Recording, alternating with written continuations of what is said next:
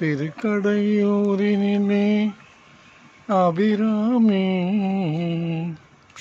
நன்றியின் அருள் தருவாள் காந்திமதி. அன்னை அவளெல்லாம் ஏதுகதி, மதுரை அரசாடும் மீனாட்சி.